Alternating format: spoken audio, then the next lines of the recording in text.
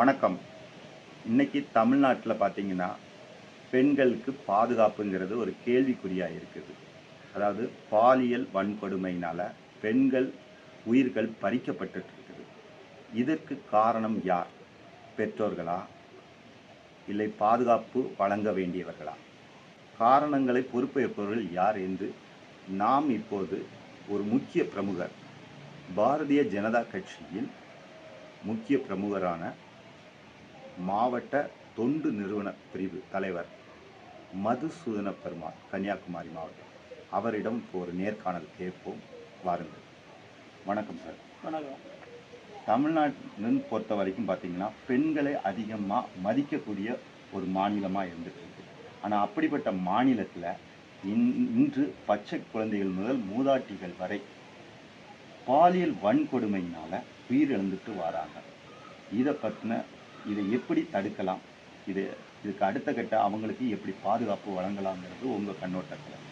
இந்த பாலியல் வன்கொடுமை வந்து தமிழகத்தில் அதிகரிச்சிருக்கிறது ரீசெண்டாக இந்த திராவிட முன்னேற்ற கழகத்தினுடைய ஆட்சியில் தான் நடந்துட்டு இருக்கு. இதில் குழந்தைகள் முதல் மூதாட்டி வரை பாதிக்கப்பட்டிருக்காங்க. இந்த குற்றங்களில் அதிகமாக ஆட்சியில் இருக்கக்கூடிய திராவிட முன்னேற்ற கழகத்தை சேர்ந்தவர்களே ஈடுபட்டிருக்காங்க என்பது தான் இதில் ஒரு உண்மை. அந்த வேலையே பெயரை மேய்ந்த கதை இவங்க. இன்னொன்று, குற்றங்களை தடுக்க விட வேண்டிய காவல்துறை அவங்க வந்து இந்த ஆட்சியாளர்களுடைய கட்டுப்பாட்டில் இருக்கிறாங்க. சுதந்திரமாக அவங்க செயல்பட முடியல. அவங்களுக்கு போதிய வசதிகள் காவல் நிலையங்களில் இல்லை. காவல் நிலையங்களில் தேவையான காவலர்கள் இல்லை. நியமிக்க வேண்டிய காவலர்கள் இதுவரைக்கும் நியமிக்கப்படவில்லை. ஆகவே அவங்களையும் நம்ம குற்றம் சொல்ல முடியாது. நம்ம இன்னொன்று, காவல் நிலையங்களே அவங்க ஏரியாவுக்குள்ளே நடக்கக்கூடிய குற்றங்களை தடுக்க முடியாத சூழ்நிலையிலும் அந்த வழக்குகளுக்கு தீர்வு காண முடியாத சூழ்நிலையிலும் இருக்கக்கூடிய நேரத்தில் பக்கத்து காவல் நிலைய எல்லைக்கு உட்பட்டவங்க இங்கே வந்தாச்சுன்னா அவங்க உடனடியாக என்ன பண்ணுறாங்கன்னா, நீங்கள் அது அந்த காவல் நிலையம் இல்லை, இப்போ குறிப்பாக சொன்னால் இது ராஜாக்கமங்கலம் காவல் நிலையம் இல்லைன்னு சொன்னால் ஆசாரிப்பள்ளம் காவல் நிலைய எல்லையில் உள்ள ஒரு பிரச்சனைக்காக இங்கே வந்தாங்கன்னா நீங்கள் உடனே ஆசாரிப்பள்ளத்துக்கு போங்க, இங்கே பண்ண முடியாதுன்னு சொல்லி திருப்பி அனுப்புகிறாங்க. இதனாலே வரக்கூடியவங்களுக்கு மன உளைச்சல் ஏற்படுகிறது. இங்கே போனால் அங்கே போக சொல்கிறாங்க, அங்கே போனால் இங்கே போக சொல்கிறாங்க. அந்த நிலை மாற வேண்டும். குற்றம் எங்கே நடந்தாலும் புகார் கொடுத்தால் அதை வந்து காவல் நிலையங்களில் அந்தந்த காவல் நிலையங்களில் விசாரித்து அவங்க நடவடிக்கை எடுத்து அதை தேவைப்பட்ட காவல் நிலையத்துக்கு அதை என்ன செய்யணும், சமர்ப்பிக்க வேண்டும். அதை விடுத்து நீங்கள் அந்த காவல் நிலையத்துக்கு போங்கன்னு உங்களுக்கு பாதிக்கப்பட்டு வரக்கூடியவங்களுக்கு மன உளைச்சலை கொடுக்கக்கூடாது. இப்போது நீங்கள் சொல்கிற இது வந்து காவல் நிலையத்து எல்லையை விட்டு இன்னொரு காவல் நிலையத்துக்கு செல்லும்போது அங்கே அவங்களோட புகார் மன ஏற்காத பட்சத்தில் கால அவகாசம் நீடிக்கிறனால குற்றவாளிகள் தப்பிக்கிறாங்கன்னு சொல்ல வரீங்க. நிச்சயமாக குற்றவாளிகள் தப்பிக்கிறதுக்கு இன்னொன்று, ஆட்சியில் இருக்கக்கூடிய ஆட்சியாளர்களும் காரணமாக இருக்காங்க. இன்னைக்கு வரைக்கும் அண்ணா யூனிவர்சிட்டி வழக்கு என்னாச்சு? யார் அந்த சார் என்ற கேள்விக்குறி தான் இருந்துகிட்டு இருக்கு. எந்த நடவடிக்கையும் இல்லை. ஆகவே இதுபோல தான் அரசியல் தலையீடு இல்லாமல் சுதந்திரமாக காவல் நிலையங்களில் விசாரிப்பதற்கும் நடவடிக்கை எடுப்பதற்கும் ஆட்சியில் இருக்கக்கூடியவங்க ஒத்துழைப்பு கொடுக்கணும். நீங்கள் அரசியல் சார்பாகவும் ஆட்சியாளர்களையும் நீங்கள் அந்த தவறுக்கு குற்றம் சாட்டுறீங்க. இது அவங்க மட்டும்தான் காரணமா, இல்லை பொதுமக்கள் காரணமா, இல்லை பெற்றோர்கள் காரணமாக அமைகிறாங்களா? இதோட முக்கிய பங்கு யாருக்கு அதிகமாக இருக்குது? என்னை பொறுத்த வரைக்கும் அரசாங்கத்தினுடைய செயல்பாடு தான். அரசாங்கத்தினுடைய அவங்களுடைய கையாளாகத்தனம் தான் சொல்லணும். நீங்கள் அரசாங்கத்தோட கையாளாகத்தனம்னு சொல்கிறீங்க. அரசாங்கம் நிறைய பாதுகாப்பு கொடுத்தாலும் இந்த மக்கள் அதை பின்பற்றாமல் இருந்தால் அரசாங்கத்தை எப்படி குற்றச்சாட்ட முடியும்? இந்த ஆட்சி வரதுக்கு முன்னாடி இதே திராவிட முன்னேற்ற கழகத்தை சேர்ந்த கனிமொழி அவர்கள் என்ன சொன்னாங்க? நாங்கள் ஆட்சிக்கு வந்தால் படிப்படியாக தமிழகத்தில் மதுக்கடைகளை ஒழிப்போம்னு சொன்னாங்க. அவங்க ஒழிச்சாங்களா? இது வரைக்கும் மதுக்கடைகள் ஒழிக்கப்படவில்லை. மது பிரியர்கள் அதிகமாகிட்டு இருக்காங்க. மது போதை ஆசாமிகளுடைய எண்ணிக்கை அதிகரித்து கொண்டிருக்கிறது. போதையில் என்ன பண்ணுறேன்னு தெரியாமலே போய் என்ன பண்ணிகிட்டு இருக்கிறாங்க? நிறைய குற்றங்கள் நடைபெறுகிறது இந்த போதையினால். அப்போ இந்த மதுக்கடைகளை அவங்க குறைத்திருந்தாலே குற்றங்கள் குறைந்திருக்கும். இன்னொன்று, இந்த குற்றவாளிகள் மீது எடுக்கக்கூடிய நடவடிக்கைகள் துரித நடவடிக்கைகளாக எடுத்து குற்றவாளிகள் நீதிமன்றத்தில் ஒப்படைக்கின்ற போது அவர்களுக்கு உரிய தண்டனையும் குறுகிய காலத்தில் கிடைக்கணும். அதை பல வருஷங்கள் கழித்து தண்டனை கிடைக்கிறத விட ஒரு குறிப்பிட்ட காலத்தில் தண்டனை கொடுக்கப்பட்டால் குற்றங்கள் குறைவதற்கு வாய்ப்பு இருக்குது. இப்போ நீங்க தண்டனை காலம்னு சொல்லும்போது இப்போ தண்டனைகள் அதிகரிக்கப்பட்டான்னு சொல்றீங்க. இப்போ நம்மளுக்கு போக்சோ சட்டம் இருக்கிறது, அதோட பயன்பாடு இருக்கும்போது அதற்கு மீதான ஒரு அச்சலமோ குற்றவாளிகளுக்கு இல்லைங்கிறீங்களா? உண்மையாக இப்போ போக்சோவில் எத்தனை வழக்கு பதிவு பண்ணாங்களோ அந்த நடவடிக்கை என்ன, இது வரைக்கும் என்ன நடவடிக்கை எடுக்கப்பட்டிருக்கிறது? குற்றவாளிகள் எத்தனை பேருக்கு தண்டனை கொடுக்கப்பட்டிருக்கிறது? எந்த தண்டனையும் கொடுக்காம இருக்கும்போது இந்த 4 ஆண்டுகளில் போக்சோவில் எத்தனை பேர் தண்டனை அனுபவிச்சிருக்காங்க சொல்லுங்கள் தமிழ்நாட்டில்?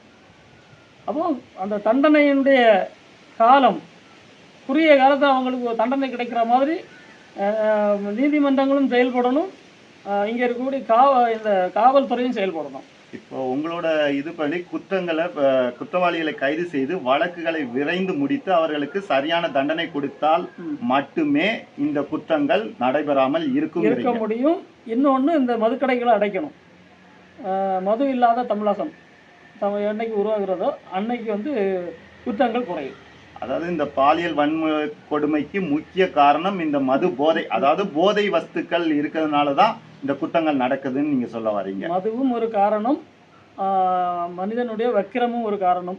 அவனுக்கு என்ன பண்ணாலும் இந்த நாட்டில் நம்ம தப்பிச்சுக்கலாம் இருக்கக்கூடிய ஒரு மனநிலை இருக்கும்போது எந்த குற்றமும் செய்யலாம் என்கின்ற ஒரு நிலைக்கு வரக்கூடிய நேரத்தில் அவன் வக்கிர மனப்பான்மையோட செய்யறதுக்கு வாய்ப்பு இருக்கிறது. இப்போ நீங்க சொல்றது பார்த்தோம்னா அரசாங்கம் மற்ற காவல்துறை சட்டங்களை திருத்தணும்னு கொண்டு வரணும், வலுவான சட்டங்களை ஏற்றணுங்கிறீங்க. பெற்றோர்கள் அந்த குழந்தைகளை கவனிக்காம இருக்கிறதும் ஒரு காரணமாக இருக்கலாம். தொடர்ந்து தமிழகத்தில் பெண்களுக்கு பாதுகாப்பு இல்லாத ஒரு சூழ்நிலை இருக்கிறது. ஏகப்பட்ட வழக்குகள், அந்த பாலியல் பலாத்காரங்கள் சம்பவங்கள் நடந்து நிறைய வழக்குகள் நிலுவையில் இருக்கிறது. நிறைய சம்பவங்கள் தொடர்ந்து நடந்துக்கிட்டே இருக்குது. நேற்றுக்கு நடந்துருக்கிறது, இன்றைக்கி எங்கே நடக்கிறதுன்னு தெரியல. அப்படி தொடர்ந்து நடந்துக்கிட்டே இருக்குன்னு சொன்னால் இதை கட்டுப்படுத்துறது யார்? கட்டுப்படுத்த வேண்டியது யாருடைய கடமை? இந்த மாநிலத்தை ஆட்சி நடத்தக்கூடியவங்க தான் கட்டுப்படுத்த வேண்டும். அவங்க தான் கட்டுப்படுத்தணும். அவங்க கட்டுப்படுத்தாத பட்சத்தில் இவங்களுக்கு என்னன்னா அவங்களுக்கு எந்த தண்டனையும் கிடைக்கலையே, இது ஒரு பெரிய மேட்டரா இல்லை, நம்மளும் பண்ணுவோமே அப்படிங்கக்கூடிய ஒரு மனநிலைக்கு இவங்க போகிறாங்க. அதாவது மது போதை சட்டத்தின் மீது ஒரு அச்சம் இல்லாத காரணம் இந்த பாலியல் வன்கொடுமை தொடர்ந்து கொண்டே இருக்கிறதுங்கிற நடவடிக்கைகளும் சரியில்லை. காவல்துறையினுடைய நடவடிக்கைகளும் அந்த அரசியல்வாதிகளினுடைய கைகளில் காவல்துறை இருக்கிறது. அவங்க தான் முடிவு பண்ணுறாங்க. இங்கே இருக்கக்கூடிய காவல்துறை எஸ்பியோ கலெக்டரோ தன்னிச்சையாக எந்த முடிவும் எடுக்க முடியாத நிலைமை தான் இன்றைக்கி இருந்துகிட்டு இருக்கிறது. காவல்துறை கைகள் கட்டப்பட்டு அரசியல்வாதி கையில் இருக்குது காவல்துறை.